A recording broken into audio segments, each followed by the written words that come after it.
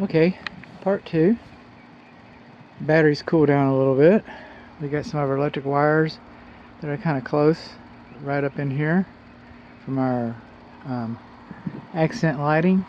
So the way that wire's routed around the kick-out flashing is kind of unconventional. We've got right there, that's a kitchen vent fan, and the baffle doesn't close all the way like it should.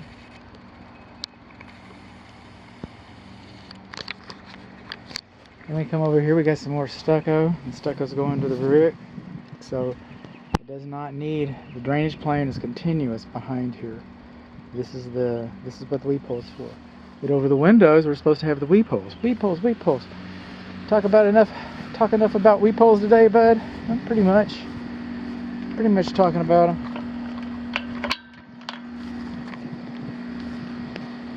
Moving on along. This house is a monolithically poured concrete slab foundation, post-tension cable. There's a couple different types of post-tension cables. I don't really have it identified as which type it is, but essentially cables run through the concrete. While the concrete's being dried, they're pulled tight, cut, and sealed. And over here we can see our post-tension cable ends. This is along the east side of the structure, and they're popping out. They're popping out and they're exposing the post-tension cables, which will rust. And when steel rusts, it expands, which will cause cracking on your foundation. Okay? Replacing, and if it breaks, replacing one of those is kind of expensive too. So we've got that. Moving on along here. I haven't seen this very much, but I'm seeing it right now. Where do termites live? In the ground. Huh. What do they eat? Dead wood. Oh. What's wood mulch? Dead wood on the ground next to your house. It's called a clue. It's called a clue. Exposed tension cable ends. Exposed tension cable ends. About to be exposed tension cable ends. Moving on around. Okay. This is as good as any. There's some kick-out flashing right there. But we're supposed to have kick-out flashing right there. Our butt ends, our rain gutter butt ends are not supposed to terminate closer than 1 inch to the siding. And anywhere that the wall intersects, it's perpendicular to the roof covering, you're supposed to have kick-out flashing. Well, you do, but you don't, but you do.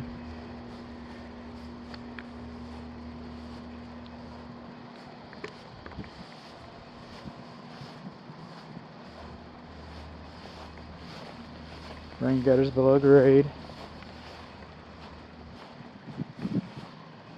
More post-tension ends, cable ends. It's just on this side is where I noticed it. Got a little bit of erosion right there on that corner. Then we come over here. I was kind of curious about this, but I think this is spider action,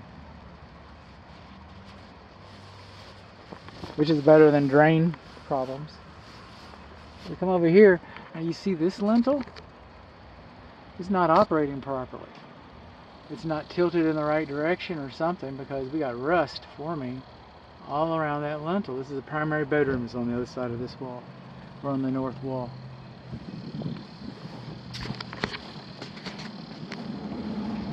Moving on along.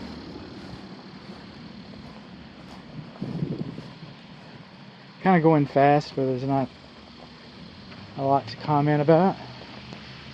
No news is good news.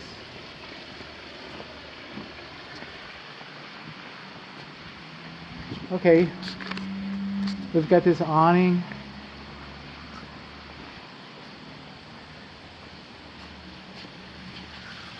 Okay.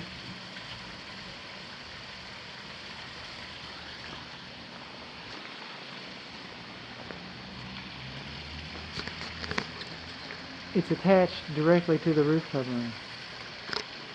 That's unnecessarily stress on the roof structure, and it's definitely unnecessary stress on the shingling system.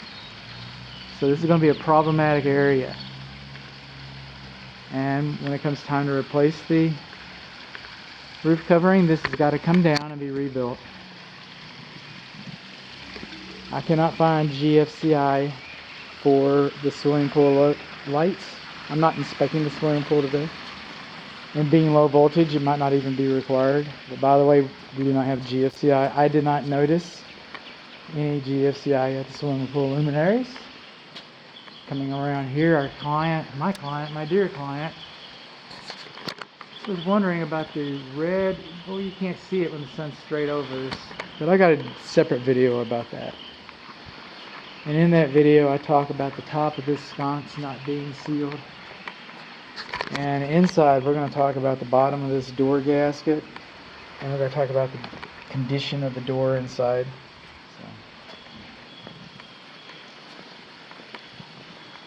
The condition of the floor inside. Rain gutter butt in too close.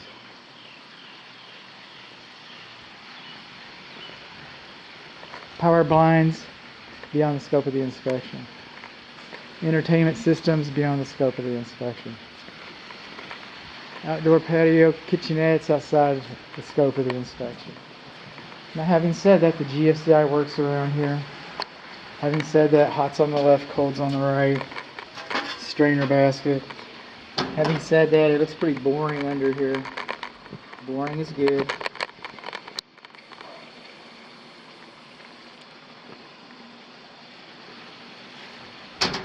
Refrigerators are beyond the scope of the inspection. Having said that, the beer feels cool. Fire test. I wasn't able to get this guy to run. Looks like he has been. Oh, there he goes. Just need a little diligence. These are the trash cans, so I can't see how the gas piping comes to it. But I can see how the gas piping comes to this grill. And now, in California, I get it, they require a sediment trap for the gas piping to a cooktop. This one doesn't have that. We're not in California yet. Okay. Now this is our grill. And everything came on. This one was a little slow, but it finally did come on. Since this is a slow one, we'll just... Here. It's fine now. It's kind of like the other one. There's an egg, so that's not an appliance. Learn this. This is your friend. You can cook like there's no tomorrow with this thing. This is magic. Okay. Moving on along. Coming over here. Here's a good example. Try not to fall in the pool. Rain gutter are not supposed to discharge directly to the roof covering. Now the answer would be to bring a drain pipe coming down to this rain gutter. That's what the answer would be. And you know, you're not going to get that much more use out of a black roof. Your roof's not going to last that much longer. It's going to be ugly. It's a detail that will need maintenance. It's a detail that can fail. So I'm telling you that it's wrong, but you know, let your conscience be your guide. And then over here we got high soil conditions, and again we got trees too close. Looks like how my client did this. I don't blame them. It looks like they did it. Coming on along, our weep holes, just like all this equipment is beyond the scope of the inspection. Where's my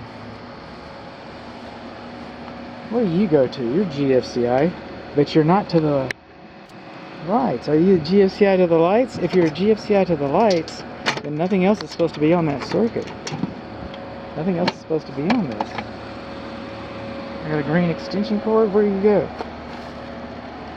And using extension cords in permanent applications. Look at that. Just all taped up. You think that's going to work very well? I don't. This guy's on the wall like it should be, not like the other one. All this equipment's beyond the scope. But we got separate videos for all this equipment.